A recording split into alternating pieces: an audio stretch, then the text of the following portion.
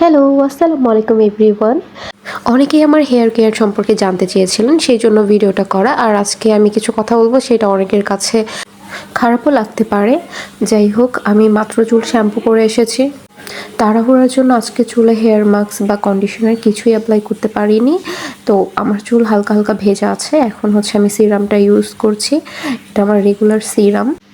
আমি যে পার্লারটা থেকে হেয়ার ডিপ শাইন করিয়েছিলাম, ওনারা আমাকে এটা সাজেস্ট করেছিল।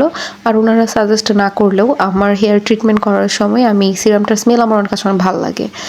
তো আমি নিজেই জিজ্ঞেস করতাম ওনাদের কাছে যে সিরামটার নাম কি। তো ওনারাই আমাকে সাজেস্ট করেছিল। তারপর আমি পিক তুলে নিয়ে আসি, তারপর এই সিরামটা নিই। এটা সত্যি অনেক ভালো একটা সিরাম। আলতো করে চুলে লাগানোর পর চুলটা যখন শুকিয়ে যাবে ফুললি, চুল অনেক সিল্কি হয় এবং হচ্ছে শাইন করতে থাকে। আর এটা হচ্ছে অয়েলি নয়, মানে একদম চ্যাপচ্যাপ করবে না চুলের মধ্যে, অনেক গ্লেজ করবে।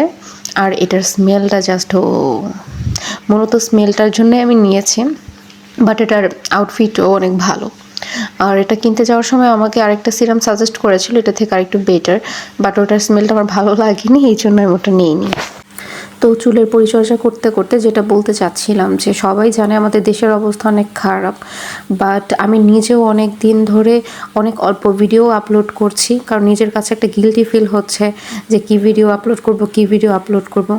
বাট সবারই তো পার্সোনাল লাইফ আছে, দেশের জন্য সবারই মন খারাপ বা সবারই খারাপ লাগছে, বাট যার যতটুকু সামর্থ্য আছে সে সেখান থেকে উঠে দাঁড়িয়েছে।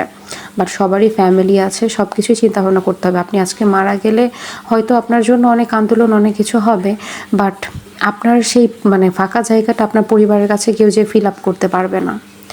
তো যদি কারো কিছু আসে যায়, সেটা আপনার পরিবারের, আপনার বাচ্চা কাচ্চা বা আপনার বাবা মার। তো আমি মনে করি যে এরকম লজ্জাবোধ না করে যে যে কাজটা করে, নিজের কাজটা করা উচিত। আমাদের দেশের মানুষ বিভিন্ন পেশায় নিয়োজিত, সবারই পার্সোনাল কাজ আছে, বা অনেকে অফিস আদালত, অনেকে রিক্সা চালাচ্ছে, অনেকে ভালো ভালো জব করছে। যাই হোক, সবাই কিন্তু তার কাজটা কন্টিনিউ করছে। তাহলে আমি বা আপনি কেন থেমে থাকবো বলুন?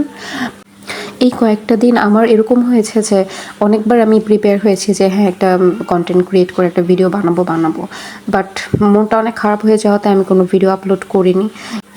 নিজ নিজ জায়গা থেকে সমবেদনা জানিয়ে হলেও যে যেভাবে পারছে রুখে দাঁড়াচ্ছে। যাই হোক, নিজের সামর্থ্য অনুযায়ী সেটা করা উচিত।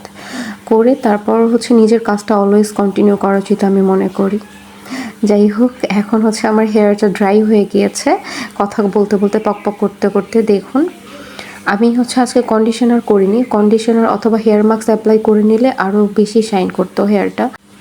এই পর্যন্ত সবাই ভালো থাকবেন। আর আমার কথায় খারাপ লাগলে কিছু করার নেই, কারণ আমার যেটা মনে আসে আমি এটা সবসময় বলি, কারণ নিজের ওপিনিয়নটা শেয়ার করা উচিত আমি মনে করি। আল্লাহ হাফিজ।